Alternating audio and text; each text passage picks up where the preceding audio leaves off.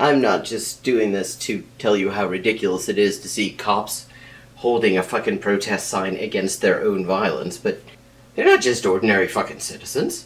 They're cops. If they really don't like police violence, they're in a position to do something fairly concrete about it. I'm not just doing this to tell you how ridiculous it is to see cops holding a fucking protest sign against their own violence, but that this is a tactic.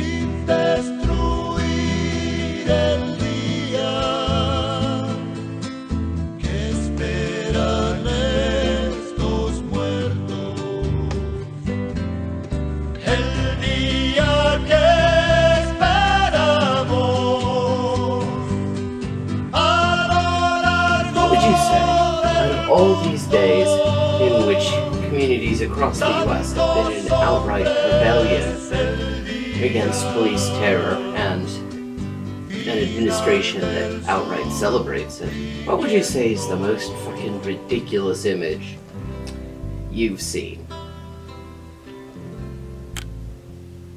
A lot of you might have said this one. And I can understand it because that fucking Hawaiian shirt with the colonial hat, yeah, I mean, he does look a right dickhead, but actually, you probably know this already. It's been making the rounds. But white guys in Hawaiian shirts, you want to keep an eye on them. That's a Nazi thing. For some reason, the current generation of Nazis likes to dress as ridiculously as possible. Don't ask me why. I mean, you look at the original ones, their tailor was Hugo Boss.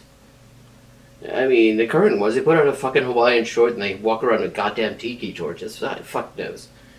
It's impressive. No, I wasn't talking about that image. I was talking about this one. Before I go on, let's just play a game of what's wrong with this picture.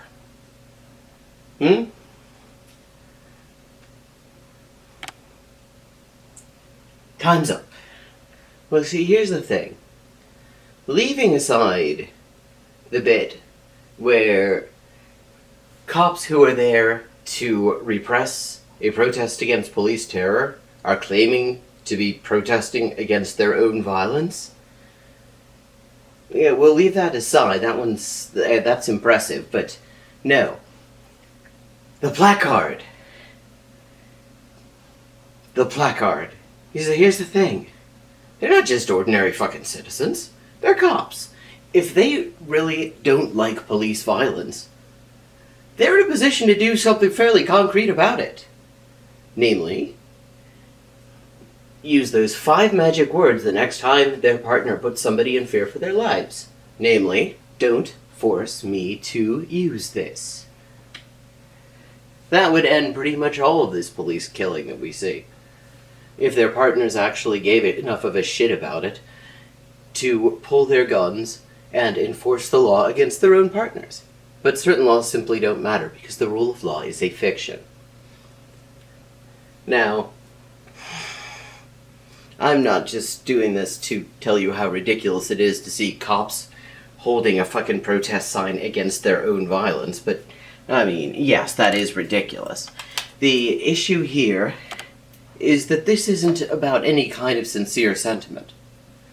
The reason you saw this all over the country and massively amplified by the media was that this is a tactic. Both a police tactic and a media tactic. It's called de-escalation. See, the cops don't want people to pop off. When people pop off, governability is threatened. Their bosses, the power of their bosses is threatened. The people they work for get nervous.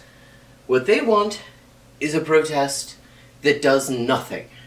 A protest where people go out, express their opinions, and fuck off home, having changed absolutely nothing and not left a single sign that they were even there.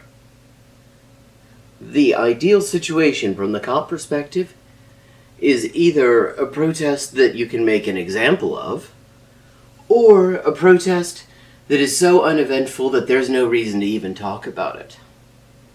And so, occasionally you will see cops doing things supposedly in solidarity with the protesters, when the one thing that they could actually do if they had any real solidarity with the protesters and what they're calling for is to stop doing what the protesters are calling for them to stop doing. To quit that fucking job in the first place. Now, there is a playbook in situations like this. And we're seeing it. I've just recently got done seeing it. Well, not really done, but I've recently spent the past several months seeing it enacted in Chile, and now I'm seeing it happen again. There's a huge rebellion, and at some point, it's kicking off so much in so many different places that you can't just say, oh, this is the work of some bad protesters. This is the work of some outside agitators. At some point, that doesn't work, and in fact, even showing it just underscores the fact that this is an entire population, or a significant segment of a population, in outright rebellion, that this is something organic and real going on. So you gotta stop showing that if you're trying to put a stop to it. You don't want to let people know that there's a rebellion going on if you don't have to. And so, the first thing they do is start talking about the return to normality. Heard that word ad nauseum in the Chilean media back in about, well, from late October until coronavirus, basically. And everything was all about the return to normality. There was an attempt to just completely downplay the existence of any kind of process, and in that case it didn't work. And that's why things were so sustainable. That the only reason that things aren't kicking off there right now, is that the movement itself, the people in the movement, decided it was not safe because they didn't want to be spreading a deadly pandemic in a country that has a shitball healthcare system.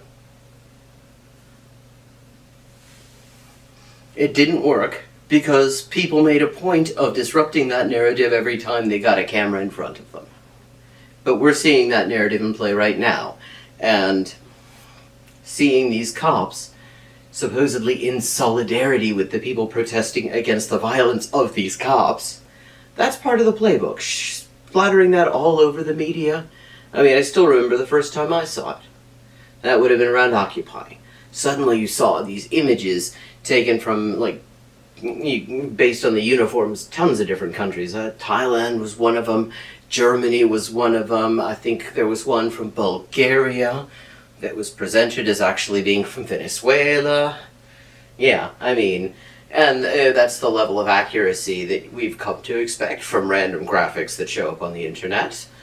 And they don't disappoint in that regard, because they would always say, they show these cops, maybe they had their helmets off, or otherwise were just currently not beating the shit out of any protesters. And the caption would explain to us, helpfully, that they were not engaging in repression in solidarity with the protesters.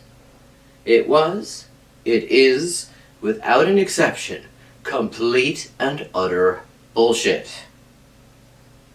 It is complete bullshit. It's a tactic. Because police forces these days are learning counterinsurgency tactics. And one of the most core disciplines of counterinsurgency tactics is dividing up your adversary. Now, there have been different terminologies used over the years, but the basic idea is good protesters versus bad protesters. Now, good protesters are the sort of people who will take that kind of gesture at face value. They're the sort of people who really want to believe that the cops will do the exact opposite of what their entire institutional role is.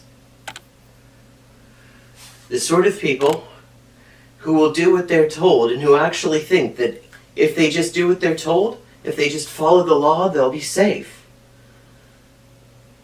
The people who will hear an expression of concern from the bosses or the government or the cops and think, okay, we've been heard, and then just go home.